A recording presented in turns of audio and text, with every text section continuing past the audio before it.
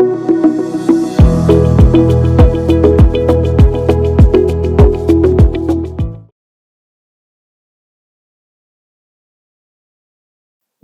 நேரம் நேயர்களுக்கு என் அன்பு வணக்கம். டாக்டர் வைதீபா, அரசு யோகா மற்றும் இயற்கை மருத்துவக் கல்லூரி மற்றும் மருத்துவமனை. இன்னைக்கு பார்க்க போற டாபிக் என்ன அப்படின்னு கேட்டிங்கன்னா, இந்த கிட்னியை மெயின்டைன் பண்ணணும். நம்ம சொல்லுவோம்ல, இப்பெல்லாம் கிட்னி சட்னி மாதிரி ஆயிடுச்சுங்க. அந்த அளவுக்கு நம்ம அதை டேமேஜ் பண்றதுக்கு என்னென்னலாம் சாப்பிடணுமோ அதை தான் நம்ம சாப்பிட்டுட்டு இருக்கோம். என்னென்னலாம் சாப்பிடணுமோ அத விஷயத்த நம்ம சாப்பிட்றதே இல்லை. இன்னைக்கு முக்கியமா நான் சொல்ல போறது, நம்ம கிட்னியை பாதுகாக்கணும், எந்த பிரச்சனையும் வராம இருக்கணும்னா, நான் இன்னைக்கு சொல்ல போற இந்த ஜூசஸ் எல்லாத்தையும் நம்ம தினசரி விஷயங்கள்ல இதை கண்டிப்பா நம்ம ஆட் பண்ணியே ஆகணும். கிட்னின்றது நமக்கு பல விஷயங்கள், வெறும் அது யூரின் ஃபார்மேஷனுக்காக மட்டும் இல்லை, அதை தாண்டி அதை நிறைய வேலைகளை செய்யுங்க. முக்கியமா ரத்தத்தை சுத்தம் பண்றதும், நம்மளுடைய கழிவுகளை வெளியேற்றுறதும், ஈவன் இந்த கிட்னி நமக்கு நார்மல் ஃபங்க்ஷனிங்ல இருந்தாதான் நமக்கு இதயமும் லிவரும் கூட நமக்கு மெயின்டைன் பண்றதுக்கு ஹெல்ப் பண்ணும். நம்ம உடம்புல இருக்கக்கூடிய முக்கியமான கழிவுகளை வெளியேற்றுறதே கிட்னி தாங்க. இது நமக்கு எரித்ரோபாய்டின்ற இது புரோட்டீனை ப்ரொடியூஸ் பண்றதுக்கு இதுதான். அப்போதான் நமக்கு ரத்த சோகை இல்லாம மெயின்டைன் பண்றதுக்கும் இது ஹெல்ப் பண்ணுது. இந்த மாதிரி பல விஷயங்களை பண்ணக்கூடிய இந்த கிட்னியை நம்ம பாதுகாக்கணும் அப்படின்னா தண்ணி நிறைய குடிக்கணும். நீங்க எனக்கு இந்த கமெண்ட்டும் நினைக்கலாம், இந்த வீடியோ எல்லாம் பார்க்கும்போது, இந்த அம்மா எதை பேசினாலும் தண்ணி குடி தண்ணி குடின்னு சொல்றாங்களே அப்படின்னா, நம்ம வெறும் தண்ணியை மட்டும் வச்சு 1000 நோய்களை தடுக்கலாம், 100 நோய்களை குணப்படுத்தலாம். அப்படிப்பட்ட குடிக்கிற தண்ணி, அதாவது குடிக்கிற தண்ணி, அந்த மாதிரி தண்ணியை நம்ம ரெகுலரா எடுத்துக்கும் போது இது ஃபர்ஸ்ட் நமக்கு கிட்னியில பிரச்சனையே வராம பாதுகாக்கும். சிம்பிளா சொல்லணும்னா, தண்ணி நல்லா குடிச்சாலே கிட்னி ஸ்டோன் வராது, பித்தப்பையில கல் இருக்காது, ஜீரண சக்தி நல்லா இருக்கும், ரத்தம் உறையாம இருக்கும், நம்ம ஹார்ட்டோட ஃபங்க்ஷன் மெயின்டைன் ஆகும், எதிர்ப்பு சக்தி மெயின்டைன் ஆகும், ஹீமோகுளோபின் ப்ரொடக்ஷன் நல்லாவே இருக்கும்.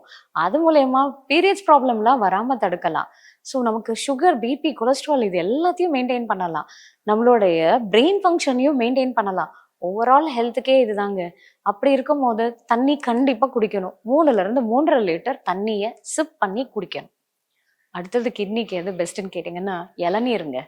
இந்த இளநீர் பாத்தீங்க அப்படின்னா, நம்ம உடம்புல இருக்கக்கூடிய தாதுகள் எந்த அளவுல இருக்குமோ அந்த அளவு நம்ம இளநீர்ல இருக்கு. நேச்சுரல் ஒரு ப்ரொபோர்ஷன்ல, அப்ரோப்ரியேட் ப்ரொபோர்ஷன்ல இருக்குங்க.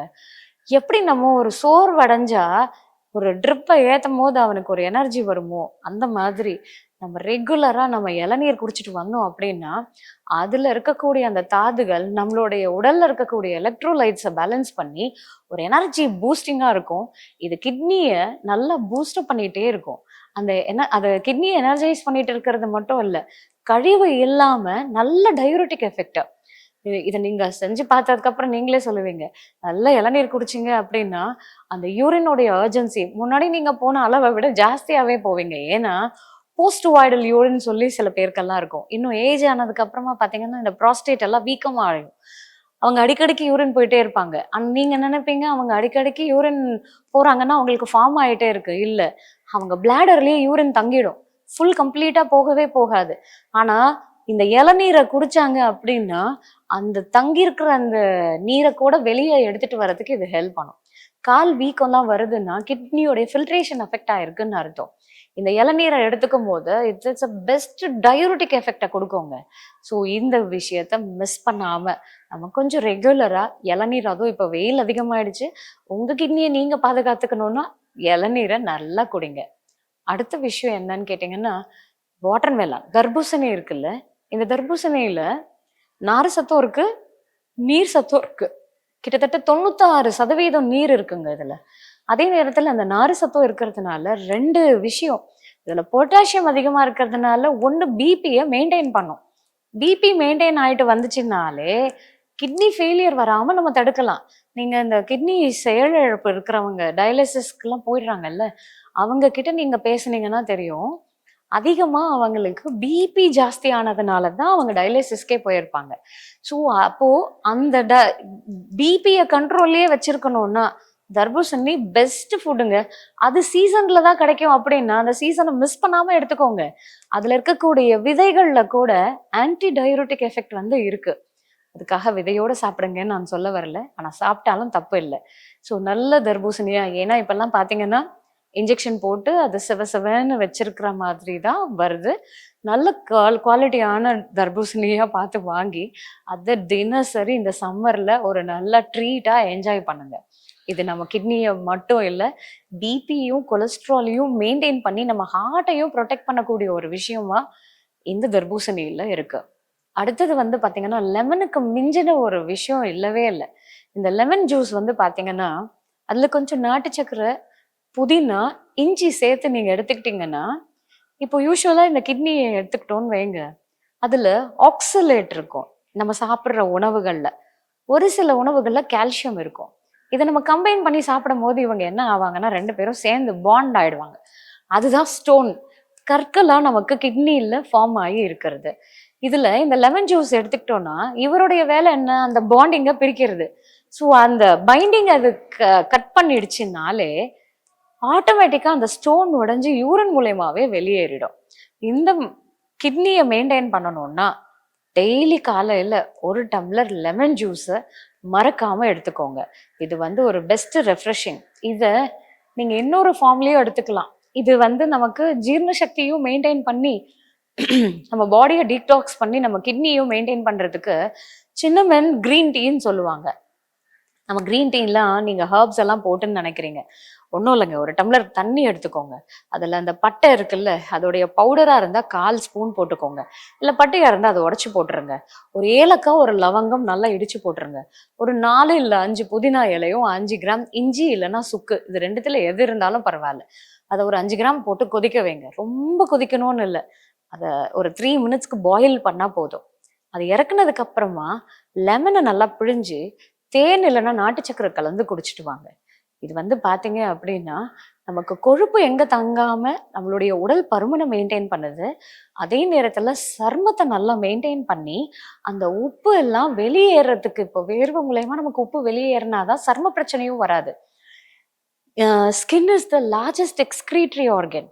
எப்படி கிட்னி வந்து நமக்கு யூரின் மூலயமா தள்ளுதோ அதே மாதிரிதான் ஸ்கின் மூலயமாவும் சில கழிவுகளை நம்ம வெளியே தள்ளுவோம். ஆனா ஸ்கின் வேலை செய்யலைன்னா அந்த லோடு யார் எடுத்துப்பானா கிட்னி தான் எடுத்துக்கும். அப்ப அதை நம்ம ஓவர்லோட் பண்ணக்கூடாதுன்னா நம்ம கண்டிப்பா இந்த டீ, அதாவது கிரீன் டீன்ற ஃபார்ம்ல இந்த சின்ன மென்னெண்ணெய் எடுத்துக்கிட்டோம்னா இது நமக்கு கிட்னி ஃபங்க்ஷனையும் மெயின்டைன் பண்ணுது, அதே நேரத்துல உடல் பருமனையும் மெயின்டைன் பண்றதுக்கு ஹெல்ப் பண்ணுது. இதுல கேமோமில் ஆயில்னு சொல்லுவாங்க. அது ஆயிலா இல்லாம நமக்கு அது இலையா கூட கிடைக்கும். அந்த பூவையும் அந்த இலையையும் நல்ல காஞ்சதாவே நமக்கு கிடைக்கும் நாட்டு மருந்து கடையில. அதை கொதிக்க வச்சு அந்த தண்ணியை நம்ம குடிச்சிட்டு வந்தோம் அப்படின்னா இது நமக்கு நல்ல தூக்கத்தை கொடுக்கும், ஸ்ட்ரெஸ்ஸை ரிலீவ் பண்ணுது, பிபியை கண்ட்ரோல் பண்ணுது, கிட்னியையும் மெயின்டைன் பண்ணுது. ஸோ கிட்னி ஃபங்க்ஷனுக்கு இது ரொம்ப பெஸ்ட். அடுத்தபடியா பாத்தீங்கன்னா நீர் சத்து உள்ள காய்கறிகள், பழங்கள் எல்லாமே, சொரக்காய், பீர்க்கங்காய், புடலங்காய், சௌச்சௌ, நூக்கல், முள்ளங்கி, இது எல்லாமே வந்து பாத்தீங்கன்னா நம்ம உடம்புல கிட்னியோடைய ஃபங்க்ஷனையும் மெயின்டைன் பண்ணும், நீர் சத்தையும் மெயின்டைன் பண்ணும். ஸோ இது எல்லாமே கிட்னி கிளென்சர்னே சொல்லலாம். இது வந்து நம்ம சமையல்லையும் சேர்த்துக்கலாம். அதே மாதிரி காலை நேரத்துல ஏதாவது ஒரு நீர்க்காயை நம்ம ஜூஸா எடுத்துட்டு வந்தோம் அப்படின்னா இது நம்மளுடைய கிட்னி ஃபங்க்ஷனை மெயின்டைன் பண்ணும். ஸோ இப்போ உங்களுக்கு உடனே ஒரு டவுட் வரும், சைனசைட்டிஸ் இருக்கிறவங்க இதை எடுத்துக்கலாமா?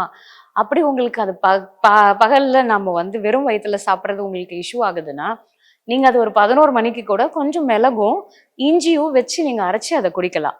இல்லை எனக்கு இப்படி பச்சையா குடிக்க பிடிக்கல அப்படின்னா கூட சூப்பு மாதிரி வச்சு குடிங்க, சமைச்சாது சாப்பிடுங்க.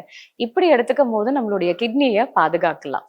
அதே மாதிரி நம்ம இயற்கை மருத்துவத்துல ரீனல் பேக், கிட்னி பேக் அப்படின்றது இருக்கு. அதாவது ஹாட் வாட்டர் வந்து நம்மளுடைய முதுகு பகுதியிலையும் ஐஸ் பேக் வந்து நம்மளுடைய வயிறு பகுதியிலையும் வச்சு நம்ம அந்த உலன் கிளாத், லினன் கிளாத்தால கவர் பண்ணுவோம்.